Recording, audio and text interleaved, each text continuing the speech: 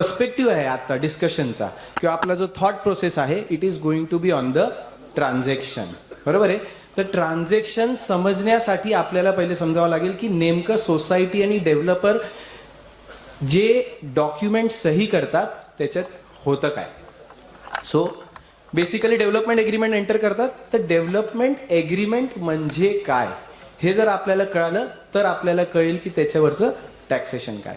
So development एग्रीमेंटमध्ये काय होतं की समजा खरेदी घेत नाही तो डेव्हलपमेंट एग्रीमेंटमध्ये एंटर होतो.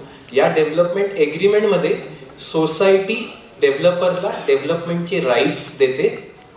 म्हणजेच काय की त्याला जो ॲडिशनल FSI मिळणार आहे तो FSI एक्सप्लॉइट करण्याचे राईट्स देते. त्याला जो कन्स्ट्रक्शन करून एरिया मिळणार आहे त्याला स्वतःला तो कन्स्ट्रक्शन विकत देण्याचे अधिकार त्याला देते in the development agreement. So society हे देते. समोर डेव्हलपर सोसायटीला काय देतो तर डेव्हलपर सोसायटी मेंबर्सला नवीन युनिट्स बांधून देतो. त्याच्याबरोबर ड्युरिंग द एक स्टेज ऑफ कन्स्ट्रक्शन रेंटल्सची कमिटमेंट देतो. हे नवीन युनिट बरोबर त्यांना नवीन ॲम्युनिटीज मिळतात. कदाचित जुन्या प्रोजेक्टमध्ये ॲम्युनिटीज नाही होते तर या प्रोजेक्टमध्ये ॲम्युनिटीज असतात, लिफ्ट असते. जे काही नवीन कार्यक्रम आजच्या डेटला रेलेव्हंट आहे ते सगळे तो राबवतो. प्लस सोसायटीचा प्रोजेक्ट कंप्लीट झाल्यावर कॉर्पसच्या काही कमिटमेंट्स देतो. So when we look at this transaction इथे दोन गोष्ट होत आहेत. एक सोसायटी काहीतरी डेव्हलपरला देते आणि समोर डेव्हलपर काहीतरी सोसायटीला देतोय. बरोबर आहे. It means it is a barter transaction. बरोबर. कन्सिडरेशन नाही आहे इथे. बरोबर आहे. पण फॉर एक्झाम्पल जर मी माझा जुना मोबाईल विकायला गेलो आणि समोर मी एक नवीन मोबाईल घेतलं. बरोबर आहे. जुना मोबाईलची व्हॅल्यू आज समजा 40,000 रुपये आणि नवीन मोबाईल 1 लाखाचं आहे. तर मी काय करणार माझं मोबाईल देणार. नवीन मोबाईल 1 लाखाचं घेताना त्याच्यात 60,000 रुपये पे करणार आणि 40,000 रुपये वजा होणार. बरोबर आहे. ज्याला म्हणतो पार्शल बार्टर. मोबाईलच्या समोर मला मोबाईल मिळालं. सो सेम वे ह्या ट्रान्झॅक्शनमध्ये मॉनिटरी कन्सिडरेशन नसताही ह्या ट्रान्झॅक्शनमध्ये बार्टर आहे. I am giving something and I am getting something. हा खूप इम्पॉर्टंट पर्स्पेक्टिव्ह आहे की इथे आपण काहीतरी देतोय आणि काहीतरी घेतोय. एकदा हे आपल्या लक्षात आलं. आता समजून घेऊया जे मी दिलं आहे त्याच्यावर काय टॅक्सेशन आहे आणि जे मला मिळालं आहे त्याच्यावर काय टॅक्सेशन आहे. सो जसं मी आधी सांगितलं मी रिपीट करतो की GST तुमच्या भावनांवर लागत नाही. GST ट्रान्झॅक्शनवर लागतो. म्हणून आपल्याला समजायचं आहे की आता ट्रान्झॅक्शन काय झाले. सो जेव्हा सोसायटी डेव्हलपमेंटचे राईट्स ट्रान्सफर करते तिथे सोसायटी डेव्हलपमेंट राईट्स ट्रान्सफर करायची एक सर्व्हिस डेव्हलपरला देते. सोसायटी डेव्हलपमेंट राईट्स ट्रान्सफर करायची एक सर्व्हिस डेव्हलपरला देते. समोर डेव्हलपर मेंबर्सला कन्स्ट्रक्शन करून युनिट्स हँडओव्हर करायचा कमिटमेंट देतो. ज्याला आपण म्हणूया की डेव्हलपर कन्स्ट्रक्शन सर्व्हिस मेंबर्सला देतोय. Everybody is clear. बरोबर आहे ना. सो 2 ट्रान्झॅक्शन झाले. आता 2 ट्रान्झॅक्शन झाले तर 2दा टॅक्स लागेल. बरोबर आहे. जे सोसायटीनी केलं त्याच्यावर GST येईल आणि जे डेव्हलपरनी केलं त्याच्यावरही GST येईल. आत्ता आपल्यासाठी इनिशियल डिस्कशनला आपण हे समजून घेऊया की जेव्हा डेव्हलपर कमिटमेंट देतो आहे की मी काहीतरी कन्स्ट्रक्ट करून देणार आहे त्या लेगवर त्या पीस ऑफ ट्रान्झॅक्शनवर टॅक्सेशन काय आहे. So very simple question. जे सगळ्यांना जे एवढे लोक इथे बसले त्या सगळ्यांना हा प्रश्न आहे की रिडेव्हलपमेंटवर नेमकं GST लागतो का. बरोबर आहे. तर रिडेव्हलपमेंटमध्ये जेव्हा डेव्हलपर काही कन्स्ट्रक्टेड एरिया सोसायटीला देतोय तर तेव्हा त्याच्यावर GST लागतो का. आता मी जे वाक्य पुढे सांगणार आहे ते सगळ्यांनी ऐकल्यावर क्वेश्चन मार्क नाही रेस करायचं आहे. माझं म्हणणं आहे GST फ्लॅटच्या सेलवर लागत नाही. माझं काय म्हणणं आहे GST फ्लॅटच्या सेलवर लागत नाही. GST लागतो डेव्हलपरनी कमिट केलेल्या कन्स्ट्रक्शनच्या सर्व्हिसवर. दोघांमधलं डिफरन्स कळालं. तुम्ही सगळे सांगाल ना. मला येस सांगाल जर मी सांगितलं की आफ्टर कम्प्लिशन जर डेव्हलपरनी एखादा फ्लॅट विकला तर त्याच्यावर GST लागतो का. नाही लागत. का नाही लागत. कारण की GST फ्लॅट सेलवर लागत नाही. बिल्डिंग जेव्हा कंप्लीट झाली आणि कंप्लिटेड फ्लॅट जेव्हा डेव्हलपर विकतो आहे तिथे तो कोणतीच कन्स्ट्रक्शन सर्व्हिस करून देण्याची कमिटमेंट देत नाही, कारण की एक इममुवेबल प्रॉपर्टी ऑलरेडी जागेवर रेडी आहे. म्हणून आफ्टर कम्प्लिशनला GST लागत नाही, म्हणजेच फ्लॅटच्या सेलवर GST लागत नाही. GST कशावर लागतो? कन्स्ट्रक्शनच्या सर्व्हिसवर. Everybody is clear? बरोबर ना? आता मला सांगा की जेव्हा बिल्डर तुमच्याकडनं घेतलेला कन्स्ट्रक्टेड बिल्डिंग तोडतो आणि त्याच्याऐवजी नवीन बिल्डिंग बांधतो आणि तुम्हाला त्याच्यातलं फ्लॅट देतो, तर तो तुम्हाला कन्स्ट्रक्शन सर्व्हिस देतोय की नाही देतोय? बरोबर आहे. तो कम्प्लिटेड युनिट जसं आहे तसं तुम्हाला विकत नाही आहे. तो ज्या दिवशी डेव्हलपमेंट एग्रीमेंट करतो त्या दिवशीच कमिटमेंट देतो की मी कन्स्ट्रक्शन करणार आहे तुमच्यासाठी आणि तुम्हाला माल हँडओव्हर करणार आहे. सो इन अदर वर्ड्स, जेव्हाही डेव्हलपर तुमच्याबरोबर डेव्हलपमेंट एग्रीमेंटमध्ये एंटर होतो आणि तुम्हाला सांगतो की मी तुम्हाला कन्स्ट्रक्टेड प्रिमायसेस हँडओव्हर करणार आहे, तिथे तो तुम्हाला कन्स्ट्रक्शन सर्व्हिस देतो आहे. जेव्हा डेव्हलपर एखाद्या कस्टमरला कन्स्ट्रक्शन सर्व्हिस देतो तर त्याच्यावर त्याला GST भरावा लागतो. तसंच जेव्हा डेव्हलपर एक्झिस्टिंग सोसायटी मेंबर्सला कन्स्ट्रक्शन सर्व्हिस देतो तिथेही त्याला GST भरावा लागतो. सो इन दिस डिस्कशन आपण इथे कन्क्लूड करतो आहे की आम्ही जेव्हा डेव्हलपरकडनं कन्स्ट्रक्शन सर्व्हिस घेतोय तर त्या ट्रान्झॅक्शनवर डेव्हलपरला GST भरायचा आहे. Everybody is in sync with me? Yes. आता पुढचा प्रश्न, ह्या ट्रान्झॅक्शनवर GST काय रेटनी लागेल? बरोबर आहे. पुढचा प्रश्न, टॅक्स लागतोय हे कळालं, आता काय रेटनी लागेल? तर चौधरी सरांनी डिस्कशनमध्ये घेतलं होतं पॉईंट की इथे लँड तर तुमचाच आहे, मी फक्त कन्स्ट्रक्शन करून देतोय, तर आयडियली फक्त कन्स्ट्रक्शनच्या कॉस्टवरच GST लागायला पाहिजे. लॉजिकली येस, पण GST लॉ तसा लिहिलेला नाही आहे.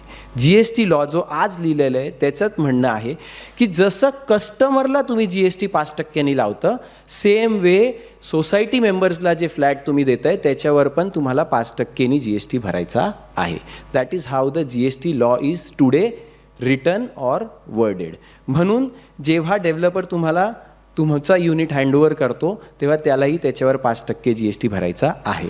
बरोबर आहे. आता जर तो अफोर्डेबल हाऊसिंग म्हणजे छोटा फ्लॅट छोटा एरिया असेल तर कदाचित त्याला 1% बेनिफिट मिळेल. नेक्स्ट व्हेरी इम्पॉर्टंट क्वेश्चन जो सगळ्यांच्या मनात असतो की सर टॅक्स लागतं हे आम्हालाही माहिती आहे, प्रत्येक डेव्हलपर आम्हाला हे सांगतो, पण हे सांगा हा टॅक्स नेमकं कोणी भरायचा?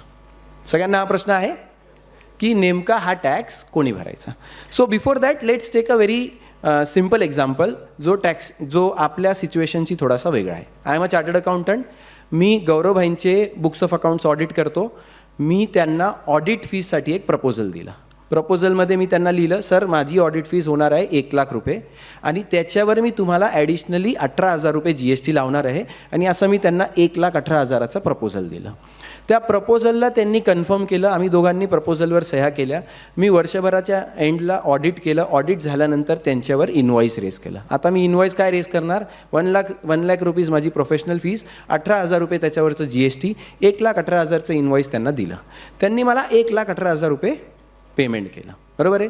आता त्यांनी मला 1,00,000 रुपये माझ्या कामासाठी दिले आणि 18,000 रुपये GSTचे दिले. माझी रिस्पॉन्सिबिलिटी काय ॲज अ सर्व्हिस प्रोव्हायडर? ते 18,000 रुपये मी माझ्या GSTच्या रिटर्न्समध्ये रिपोर्ट केले आणि गव्हर्नमेंटला तो टॅक्सेशन ऑफर केलं. 18,000 रुपये चलान भरून दिलं. राईट. आता ह्या केसमध्ये who is the service provider? Service कोणी प्रोव्हाइड केली? मी प्रोव्हाइड केली. कशाची? ऑडिटची, professional services. As a service provider legally who is responsible to pay tax? Sanket Shah. बरोबर आहे. सो मी 18,000 रुपये कलेक्ट केले आणि गव्हर्नमेंट किटीमध्ये भरले. आता next important question, contractually between मी and Gauravbhai who is responsible to bear the GST? Gauravbhai. का? कारण की मी त्यांना प्रपोजल दिला होता. प्रपोजलमध्ये काय लिहिलं होतं? 1,00,000 रुपये माझी प्रोफेशनल फीज, 18,000 रुपये GST. त्यांनी तो प्रपोजल कन्फर्म केला. आम्ही दोघांनी सही केलं. मी सर्व्हिस प्रोव्हाइड केली. म्हणून he is responsible to take the load of that GST because our contract is written in that manner. सगळ्यांच्या लक्षात आलं माझं काय म्हणणं आहे? आता येऊ ही सेम सिच्युएशन आपल्या रिडेव्हलपमेंटच्या ॲग्रीमेंटवर अप्लाय करूया. रिडेव्हलपमेंटच्या तुमच्या डेव्हलपमेंट एग्रीमेंटमध्ये जर तुम्ही लिहिलेलं आहे की GST is included already in the cost, in the transfer price, त्या केसमध्ये त्या GSTचा बर्डन ऑलरेडी लोड झालेला आहे त्या कॉन्ट्रॅक्टमध्ये, मग ते GST बेअर करणं ही डेव्हलपरची रिस्पॉन्सिबिलिटी झाली. बरोबर आहे, कारण की त्यांनी इन्क्लुडेड लिहून टाकले. पण जर डेव्हलपमेंट एग्रीमेंट म्हणतंय की लँड ओनर्सला किंवा एक्झिस्टिंग सोसायटी मेंबर्सला दिलेल्या युनिट्सवरचं GST आम्ही एक्स्ट्रा कलेक्ट करू, मग त्या केसमध्ये तो GST देण्याची, डेव्हलपरला देण्याची जबाबदारी कोणाची झाली? सोसायटी मेंबर्सची झाली. So what is important here? It is important that आपलं डेव्हलपमेंट एग्रीमेंट काय म्हणतंय. बऱ्याच केसेसमध्ये असं बघितलं आहे की डेव्हलपमेंट एग्रीमेंट इज सायलेंट. जिथे असा सायलेन्स आहे तिथे ॲम्बिग्विटी आहे, तिथे डिस्प्यूटचे चान्सेस आहे. So it is very important, जेव्हा केव्हा तुम्ही डेव्हलपमेंट एग्रीमेंट इव्हॅल्युएट करताय, त्याचं ड्राफ्ट बघताय, तुम्ही तुमच्या डेव्हलपरशी तुमच्या प्रपोजलवर कॉन्ट्रॅक्च्युअली डिस्कस करताय की तुम्ही आम्हाला किती एरिया देणार आहे, मग त्याच्यावर काय कॅल्क्युलेशन होणार आहे, मग आम्ही जर ॲडिशनल एरिया घेतलं तर काय होईल, मग त्याला काय रेटनी तुम्ही आम्हाला विकणार आहे, हे सगळे डिस्कशन करताना GSTचाही डिस्कशन झालाच पाहिजे. आणि त्या डिस्कशनमध्ये जे कन्क्लूड झालं ते तुमच्या ॲग्रीमेंटचं पार्ट क्लिअरली असायला पाहिजे. Very important. Everybody is in sync with me. So there should not be any ambiguity in case of who will bear the GST. Legally service प्रोव्हायडरला GST भरायची जबाबदारी आहे, पण कॉन्ट्रॅक्च्युअली तो GSTचा बर्डन कोणावर लोड होईल हे कॉन्ट्रॅक्ट ठरवेल, म्हणून कॉन्ट्रॅक्टमध्ये तो लिहिलेला असायला पाहिजे. Next, very important. आता हे कळालं GST लागतो, दुसरं कळालं रेट काय, तिसरं लागतो की कोणाची रिस्पॉन्सिबिलिटी आहे आणि कोण कॉस्ट बेअर करेल. आता चौथा प्रश्न, नेमकं कोणतं एरियावर GST लागेल? बरोबर आहे, हा सगळ्यांच्या डोक्यात प्रश्न असतो. पहिला पॉईंट काय, समजा एक्झाम्पल घेऊया आपण की एक गंगापूर रोड किंवा कॉलेज रोडच्या जवळ त्या दोघा रोडच्या मधल्या जे पॅरलल रोड्स आहे त्याच्यामध्ये एक शांतिवन सोसायटी आहे. 30-35 वर्ष जुनी सोसायटी आहे. तिथे प्रत्येक मेंबरकडे आत्ता 700 स्क्वेअर फीटचा फ्लॅट आहे. तिथे डेव्हलपरनी प्रपोजल दिलं की मी आता नवीन तुम्हाला 850 स्क्वेअर फीटचं फ्लॅट देणार आहे, plus amenities, parking, lift, corpus, construction पिरियडचं रेंटल, हे सगळं मी तुम्हाला देणार आहे. That is the proposal the developer has given. आता डेव्हलपर जो कन्स्ट्रक्शन सर्व्हिस मेंबर्सला कमिट करतोय, त्या कन्स्ट्रक्शन सर्व्हिसचा कॅल्क्युलेशन आपण नेमकं कोणत्या एरियावर करायला पाहिजे? 700 स्क्वेअर फीट जुना एरिया, की फक्त 150 स्क्वेअर फीटचा नवा एरिया, की पूर्ण युनिटचा 850 स्क्वेअर फीटचा न्यू एरिया? हा प्रश्न असतो सगळ्यांच्या डोक्यात. बरोबर आहे. तर ह्याच्या आधी जे आपण डिस्कस केलं ते ह्याचं उत्तर आहे. मला हे सांगा की डेव्हलपरनी तुमच्याकडनं तुमची जुनी बिल्डिंग घेतली अजून, बरोबर आहे, ती जुनी बिल्डिंगला तुमच्या फ्लॅटच्या बाजूला नवीन कन्स्ट्रक्शन चालू केलं आणि तुमच्या फ्लॅटला एक 150 स्क्वेअर फीटची रूम जोडून तुम्हाला हँडओव्हर केली का? नाही. त्यांनी काय केलं, सगळ्यात पहिले तुमची बिल्डिंग डिमॉलिश केली. डिमॉलिश केल्यानंतर त्यांनी पूर्ण नवीन बिल्डिंग बांधली. त्या नवीन बिल्डिंगमध्ये समजा इथे तुमचा फ्लॅट नंबर 1 असेल तर कदाचित तिथे तुम्हाला 301 भेटणार आहे. बरोबर आहे. पूर्ण 850 स्क्वेअर फीटचा नवा फ्लॅट तुम्हाला हँडओव्हर करणार आहे. सो तो कन्स्ट्रक्शन सर्व्हिस तुम्हाला जो देतोय तो फक्त 150 स्क्वेअर फीटची देतोय का? नाही. तो कन्स्ट्रक्शन सर्व्हिस तुम्हाला पूर्ण 850 स्क्वेअर फीट्सची देतोय. So effectively if his construction service is of 850 square feet, तर GST पूर्ण 850 स्क्वेअर फीटवर लागणार आहे. आता 850वर आपल्याला GST भरायचं हे आपल्याला सगळ्यांना कळालं. Now it is commercial between you and developer, जे तुम्हाला ॲग्रीमेंटमध्ये प्रॉपरली टाकायचं आहे की 850मध्ये डेव्हलपर काय बेअर करणार, लँड ओनर म्हणजे एक्झिस्टिंग मेंबर्स काय बेअर करणार, किंवा तुमचे कमर्शियल जसे अग्री झाले की मेंबर्सनी काहीच GST द्यायचं नाही आहे, सगळं GSTचा बर्डन डेव्हलपर घेणार आहे. This is between you and the developer to decide as commercials. Everybody is clear. आता ह्या एक्झाम्पलमध्ये एक स्टेप अजून पुढे जाऊया. समजा मला तिथे 850च्या ऐवजी 1000 स्क्वेअर फीटचा फ्लॅट घ्यायचं आहे, तर मी डेव्हलपरला काय सांगितलं की 150 स्क्वेअर फीट अजून ॲडिशनल जे मला घ्यायचं आहे ते तुम्ही मला द्यायचं, त्याच्यासमोर मी तुम्हाला 5000 रुपये स्क्वेअर फीटनी पैसे देणार आहे. This was agreed on the date of development agreement on the MOU झालं तेव्हाच. आता ह्या केसमध्ये 700, 850 अँड नाव 1000. कन्स्ट्रक्शन सर्व्हिसला काय कन्सिडर होणार? पूर्ण 1000, बिकॉज डेव्हलपरनी मला कन्स्ट्रक्शन सर्व्हिस कितीची दिली आता? 1000 स्क्वेअर फीटची, म्हणून पूर्ण 1000 स्क्वेअर फीटवर GST लागणार आहे. Hope everybody is understood this. Old flat फक्त सरेंडर केला म्हणून तो एरिया GST कॅल्क्युलेशनमध्ये मायनस होत नाही, हे सगळ्यांनी समजून घ्यायचं आहे. नाव आपण हे समजून घेतलं, लिगली कोण भरणार आहे हे पण समजून घेतलं, कॉन्ट्रॅक्च्युअली तुम्हाला अग्री करायचं आहे. From society's perspective it is very important that they write few things clearly in the development agreement. तर त्यांनी डेव्हलपमेंट एग्रीमेंट करताना काही गोष्टी प्रॉपरली लिहायला पाहिजे. त्याच्यातला पहिला पॉईंट काय आहे की त्यांच्या युनिट्सवरचं GST काय रेटनी लागणार आहे, त्यांच्या युनिट्सवरचं GSTचं कॅल्क्युलेशन करताना काय एरिया कन्सिडर होणार आहे, त्याची काय व्हॅल्युएशन आहे आणि तो GST कोण बेअर करणार आहे. हे क्लिअरली एक्सप्रेसली लिहिलेलं नसेल then it is going to be prone to ambiguity. हा GST डेव्हलपरला कम्प्लिशनच्या वेळेस भरायला येतो. कम्प्लिशनच्या वेळेस हे सगळे वाद निर्माण होतील and it will impact both the developer and the society members. जसं आधी आव्हाड सरांनी सांगितलं, राजेश सरांनी तेच सांगितलं की असं नको बघा की मी टेबलच्या या साईड बसलो आहे ॲज अ सोसायटी मेंबर आणि डेव्हलपर त्या साईडला बसला आहे. आपण सगळे एकत्र बसलो आहे. हा आपला दोघांचा जॉईंट उपक्रम आहे, म्हणून याच्यात जर एकाला अडचण आली तर दुसऱ्यालाही अडचण येणार आहे. So this issue need not arise. याच्यासाठी आपल्याला डेव्हलपमेंट एग्रीमेंट करतानाच हे क्लिअर मांडायचं आहे. नेक्स्ट, इथपर्यंत विषय क्लिअर आहे from the society members angle. Now quickly will go through की डेव्हलपरला काय इम्पॅक्ट असतो. डेव्हलपमेंट एग्रीमेंट जर डेव्हलपर एंटर करतोय, तो जेव्हा त्याचे फ्लॅट्स विकतोय तर त्याच्यावर 5% त्याला GST भरायचं आहे. तो मेंबर्सला सोडून जो त्याच्याकडे एरिया आहे तो जेव्हा तो विकतोय तर त्याच्यावर 5% किंवा 1% त्याला GST भरायचं आहे. हे GST भरताना त्याला इनपुट टॅक्स क्रेडिट मिळत नाही, कारण की रेसिडेन्शियल प्रोजेक्ट्सला इनपुट क्रेडिट अलाउड नाही आहे. हा विषय पण सोसायटी मेंबर्ससाठी पण इम्पॉर्टंट आहे.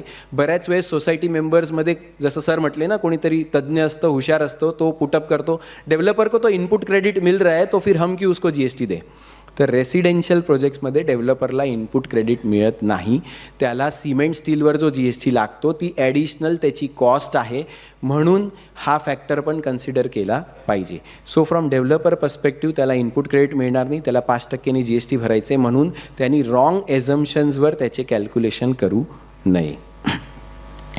One more important point, again कुठेतरी तो सरांच्या डिस्कशनमध्ये आला होता की डेव्हलपरसाठी फक्त 2,000 रुपये स्क्वेअर फीट कॉस्ट आहे असं सोसायटीचं थॉट प्रोसेस असतो. So we will dwell upon this for 2 minutes. आपण 2 ट्रान्झॅक्शन डिस्कस केले की डेव्हलपर सोसायटीला कन्स्ट्रक्शन सर्व्हिस देतोय. आता सोसायटीनी डेव्हलपरला काय दिलं होतं? डेव्हलपमेंट राईट्स ट्रान्सफर केले होते, राईट. फर्स्ट ट्रान्झॅक्शन इज सोसायटीनी डेव्हलपरला डेव्हलपमेंट राईट्स ट्रान्सफर केले. GST हे जे ट्रान्सफर ऑफ डेव्हलपमेंट राईट्स आहे ना, याला एक टॅक्सेबल सर्व्हिस कन्सिडर करतो. GST लॉ ही ट्रान्सफर ऑफ डेव्हलपमेंट राईट्सला एक टॅक्सेबल सर्व्हिस कन्सिडर करतो.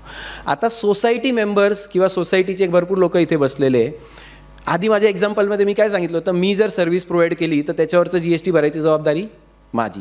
तसेच सोसायटी मेंबर्स किंवा सोसायटीनी जेव्हा डेव्हलपमेंट राईट्सची सर्व्हिस डेव्हलपरला दिली तर त्याच्यावरचं GST भरायची जबाबदारी सोसायटीची. बट GST लॉमध्ये त्याच्यात स्मॉल चेंज केलं आहे. GST लॉ म्हणतो जरी तो ट्रान्झॅक्शन टॅक्सेबल आहे त्याच्यावरचं GST भरायची जबाबदारी डेव्हलपरची आहे. डेव्हलपर तो कॅल्क्युलेशन करतो आणि त्या कॅल्क्युलेशनप्रमाणे डेव्हलपमेंट राईट्सवर GST भरतोय.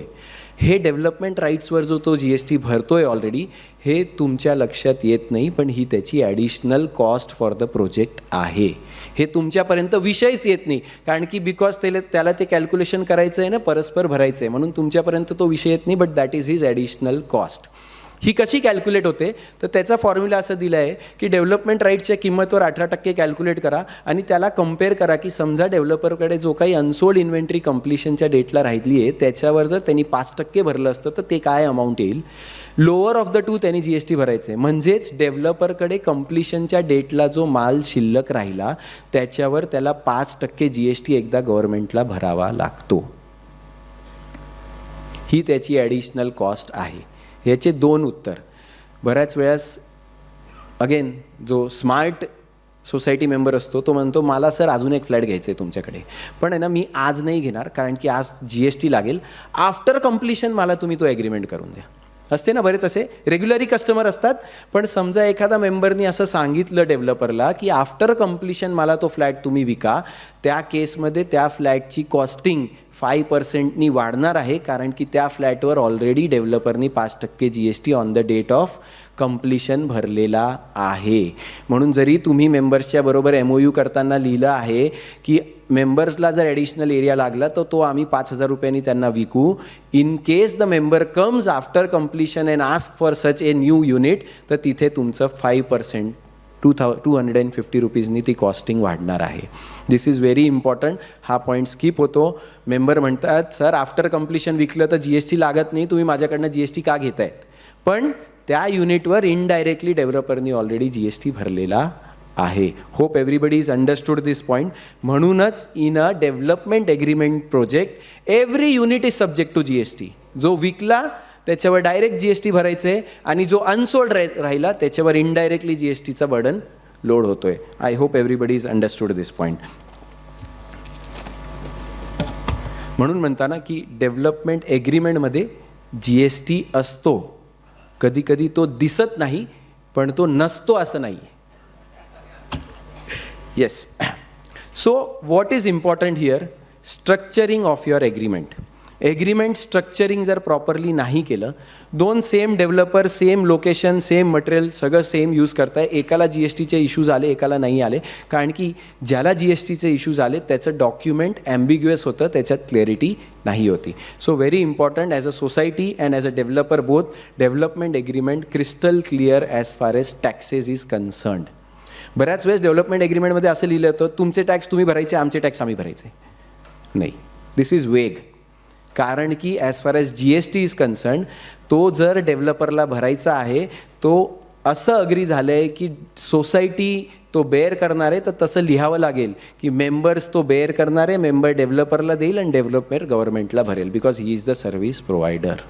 Hope everybody is understood this. Now next very quickly आपण GST अँगलनी सगळं कन्सिडर केलं. आता इन्कम टॅक्स अँगल 5 मिनिटात बघूया. जेव्हा केव्हा एखादा सोसायटी मेंबर त्याचा युनिट डेव्हलपरला रिडेव्हलपमेंटसाठी हँडओव्हर करतो, त्याच्यावर कॅपिटल गेन ट्रिगर होतं का? नो. ओके. टेक्निकली स्पीकिंग जेव्हाही फ्लॅट सरेंडर होतो फॉर इन्कम टॅक्स पर्पसेस त्याला ट्रान्सफर कन्सिडर केलं जातं, म्हणून कॅपिटल गेन टॅक्स ट्रिगर होतो. परंतु तो जो फ्लॅट तुम्ही ट्रान्सफर केला त्याच्यातलं जे कन्सिडरेशन आहे ते तुम्ही त्याच तिथेच नवीन फ्लॅट घेण्यात रिइन्व्हेस्ट केला, म्हणून इन्कम टॅक्समध्ये सेक्शन 54मध्ये तुम्हाला एक्झेम्पशन मिळतो. So logically speaking in most of the redevelopment cases जेव्हा सोसायटी मेंबरला जुना फ्लॅट दिला नवीन फ्लॅट घेतला तर त्याच्यावर कॅपिटल गेन टॅक्स भरायला येत नाही. ट्रिगर होतो पण एक्झेम्पशनमुळे बेनिफिट मिळतो. What is the impact? Per say tax भरायला येत नाही आहे, परंतु तुमच्या इन्कम टॅक्स रिटर्नमध्ये ह्याचं रिपोर्टिंग होणार आहे. मेजॉरिटी केसेसमध्ये हा स्किप होतो की तुमच्या इन्कम टॅक्स रिटर्नमध्ये याचं रिपोर्टिंगही होत नाही. अँड व्हेरी इम्पॉर्टंट, बिकॉज या ट्रान्झॅक्शनमध्ये तुम्ही काहीतरी एक्झेम्पशन क्लेम करताय, तुमचं डॉक्युमेंटेशन व्हॅल्युएशन त्याच्यातलं डेट्स हे खूप महत्त्वाचं आहे. So you need to take care of this issue. Next very important की एखादा डेव्हलपर आपल्या प्रोजेक्टसाठी सिलेक्ट करायचा आहे किंवा इव्हॅल्युएट करायचा आहे तर आपण काय पॉईंट्स लक्षात ठेवायला पाहिजे? बरोबर आहे ना. सोसायटीच्या अँगलने आपल्याला विचार करावा लागेल ना की आपल्याला काय पॉईंट्स कन्सिडर करायला पाहिजे. त्याचं प्रपोजल खूप चांगलं आहे, त्याचं प्रपोजलचं ब्राउशर खूप चांगलं आहे, बरोबर आहे, तो सोसायटीला X% एक्स्ट्रा देतोय. Will this be the only criteria or your primary criteria to decide the developer? The answer is no. सगळ्यात इम्पॉर्टंट जे आपल्याला करायचं आहे, जसं आवाड सर म्हटले की लिगल अँगल चेक करायचं आहे फ्रॉम अन ॲडव्होकेट, आर्किटेक्टकडनं फिजिबिलिटी रिपोर्ट करायची आहे, त्याच्याबरोबर आपल्याला त्याचं फायनान्शियल ड्यू डिलिजन्स करायचं आहे. Financial due diligence of the developer. ते कसं होणार आहे, आपल्याला त्याचे जुन्या प्रोजेक्ट्समध्ये झालेले फायनान्शियल इम्प्लिकेशन्स चेक करायचे. त्याला आज जुन्या प्रोजेक्टमध्ये काही लिटिगेशन आलं होतं का, जुन्या प्रोजेक्ट्समध्ये त्याला काही इन्कम टॅक्सच्या नोटिसेस आहे, GSTच्या नोटिसेस आहे, असं काही त्याच्याबरोबर झालेलं आहे का, त्याच्या जुन्या ॲग्रीमेंट्समध्ये ॲम्बिग्युटी होती म्हणून हे सगळं निर्माण झालं का. We need to do a due diligence of his finances. Next very important, त्याच्याकडे सेल्फ फंडिंग आहे की तो प्रोजेक्टला बाहेरून फंडिंग करणार आहे. Very important point to evaluate. जसं सर म्हटले की इन्स्टेड ऑफ BG जर त्यांनी 100% अप्रुव्हल करून दिले, so it is equal to BG, because तिथे तो तुमच्या प्रोजेक्टवर किंवा तुमच्या लँड पार्सलवर अप्रुव्हल्स लोड करतोय. So is he capable of putting all that money in the first place. हे सगळं इव्हॅल्युएशन जेव्हा तुम्ही एखाद्या डेव्हलपरला प्रोजेक्ट देताय तेव्हा करायची गरज आहे. All his finances, his capability needs to be evaluated. सरांनी काही दुसरे मुद्दे सांगितले होते जे फायनान्शियल साईडला नाही आहे, जसं की तो प्रोजेक्ट टाईमवर डिलिव्हर करतो का, अगेन त्याच्या कोणत्या प्रोजेक्टमध्ये लिटिगेशन नाही झालं आहे. All of that is a different angle. We are talking about taxation angle, finance angle. Finance अँगलमध्ये त्याचं फंडिंग कॅपेबिलिटी आणि त्याच्या जुन्या प्रोजेक्ट्समध्ये टॅक्सेशनच्या काही लिटिगेशन्स, हे दोघं आपल्याला बघायचं आहे. Next, so taking any decision on deciding a developer, हा जर तुम्ही फक्त एरिया नेगोसिएशनवर केलं then it will become a very risky proposition. बरोबर आहे, कारण की फक्त तो किती पर्सेंटेज एरिया मला एक्स्ट्रा देतो आहे हे जर आपण बघितलं आणि ते पर्सेंटेजमध्ये मी फर्स्ट पोझिशनवर ॲज अ डेव्हलपर स्टँड होणार आहे, हे करण्यासाठी मी एक्स्ट्रा एरिया दिलं तर फायनली काय इम्पॅक्ट होणार. डेव्हलपरचं प्रोजेक्टला चॉकअप होईल, कुठेतरी त्याच्या कॅश फ्लोला इम्पॅक्ट येईल आणि फायनल डिलिव्हरीला कुठेतरी डिले होणार आहे. हे तिघं गोष्टी 100% होणार आहे if he is in a race that त्याला जर कळालं की सोसायटी फक्त पर्सेंटेज बघते तर मग तो काय करेल, पर्सेंटेज मॅच करण्यासाठी हायर प्रपोजल देईल, जे कदाचित त्याला फिजिबल नाही आहे.